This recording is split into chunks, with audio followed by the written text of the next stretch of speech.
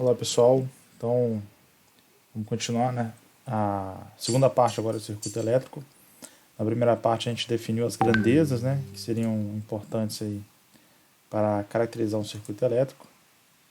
Então, entre elas a gente tinha corrente elétrica, densidade de corrente, resistência, né? A gente falou o que é velocidade de deriva, definiu o que era um semicondutor, supercondutor, né?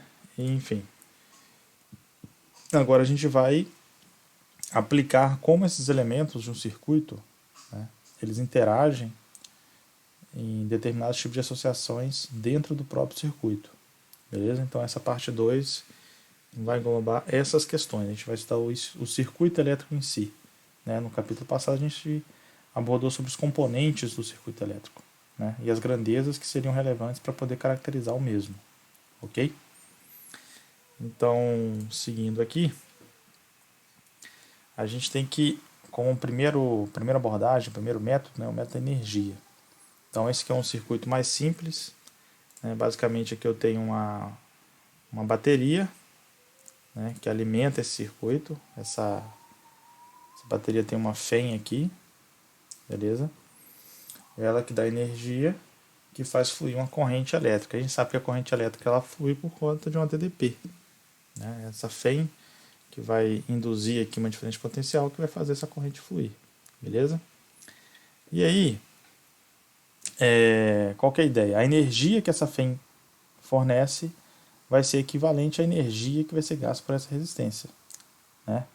Então a energia por tempo a gente chama de potência. Então a potência gerada pela FEM é igual à potência dissipada pela resistência R, ok?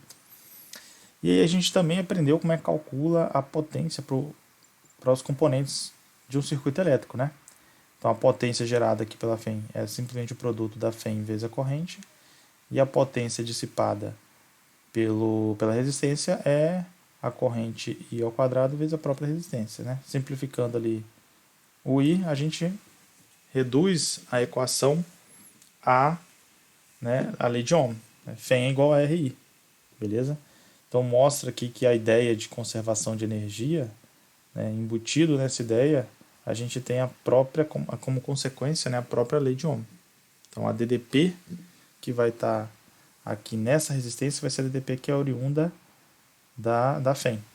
Tudo bem? Então, ou seja, a energia, essa é a ideia básica, né? A ideia de conservação de energia. A energia gerada pela FEM é igual à energia que vai ser dissipada, no caso aqui, por essa resistência, mas poderiam ser por outras resistências ou por outros elementos do circuito. Beleza? Só para o objetivo aqui é só te dar essa dimensão, né? De que essa lei de Ohm, elas tem como base, né, como pilar de sustentação, o princípio da conservação da energia, certo? Seguindo aí, uma outra abordagem que a gente pode fazer quando tentar analisar um circuito elétrico, a gente está começando com um circuito simples, né? Mas obviamente a gente vai pegar depois circuitos mais complicados. É a ideia do potencial. Então, a corrente que flui aqui, ó, ao longo de uma malha, a soma desses potenciais, ela vai ser constante. Então, se eu venho aqui nesse ponto A, eu tenho um potencial aqui VA. Vou aqui nesse sentido, eu vou aumentar o meu potencial, né? Porque minha DDP, ela aumenta o meu potencial. Então, aqui meu ponto A, vou no sentido da corrente, se eu passo por aqui, eu vou aumentar o meu potencial. Então, esse VA, ele vai sofrer uma soma aqui, ó, que é essa FEM, né? Seguindo a malha, agora eu vou passar pela minha resistência vai ter que efeito? Um efeito de queda de tensão, né? A minha resistência aqui, ó, vai fazer cair a tensão. Então vai contribuir, né, com a diminuição do meu DDP. Essa queda ela tem que ser tal de maneira que quando você volta no ponto A, você tem que dar o mesmo potencial. Beleza? Então isso aqui a gente tem um nome que a gente vai chamar para frente. Isso aqui é a lei de Kirchhoff, né? É a lei das malhas. Beleza?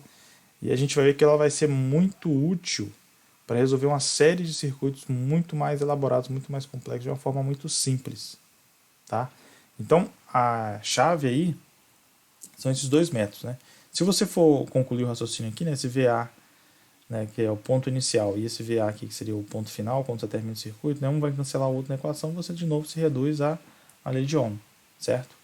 Então, ou seja fazendo uma análise do ponto de vista energético, né, do tanto de energia que alimenta o sistema, do tanto de energia que é dissipada, perdida pelo sistema, né, ou pelo método potencial, né, que é a soma de todos os potenciais ao longo de uma malha tem que dar zero, seja um ou outro, você consegue fazer uma leitura sobre como esses componentes eles atuam dentro do circuito elétrico, ok? Aqui é um gráfico só para tentar enfatizar essa questão de um gerador agora que ele é real, né? Os geradores que a gente né, exibiu nas imagens passadas eram ditos geradores ideais, porque eles não levam em consideração a resistência interna que o próprio gerador tem, né? Ele não tem uma vida útil infinita. Então, à medida que ele vai estar gerando uma DDP para poder fluir corrente ao longo do circuito, né, isso aqui normalmente é um processo químico, né, mas poderia ser um outro processo, que ele vai se desgastando. Então essa resistência R aqui, ela atua de maneira a mostrar que a FEM, né, vamos supor uma pilha, você tem uma pilha que tem 1,5 volts. Esse 1,5 volts é a FEM quando ela não está dentro de um circuito. Quando você conecta ela no circuito, a DDP que ela usa para alimentar esse circuito não vai ser mais 1,5 volts, vai ser um outro valor, porque tem uma perca de energia associada justamente com a resistência da própria bateria. Beleza? Esse gráfico aqui você consegue exemplificar aquilo que eu falei. Você começa no ponto A, aqui ó, esse aqui é o ponto A. O ponto A tem um potencial constante, você vai andando, ele sobe o quê? Um aumento. A FEM então atua de maneira a dar um aumento de potencial. Vai passar aqui pela resistência. A resistência faz o quê? Tem uma queda de potencial, né? Essa queda aqui, IR. Beleza? O produto IR é o tanto que ele caiu aqui, né? Depois, ao longo desse fio aqui, ó, ele fica constante, porque não tem nenhum elemento de circuito, né? O potencial é constante até encontrar o próximo elemento de circuito, que ele passa a ter uma nova queda, voltando ao valor original VA, certo? Então, quando você conclui, né, uma malha, você tem que voltar sempre no mesmo potencial, ok? Beleza.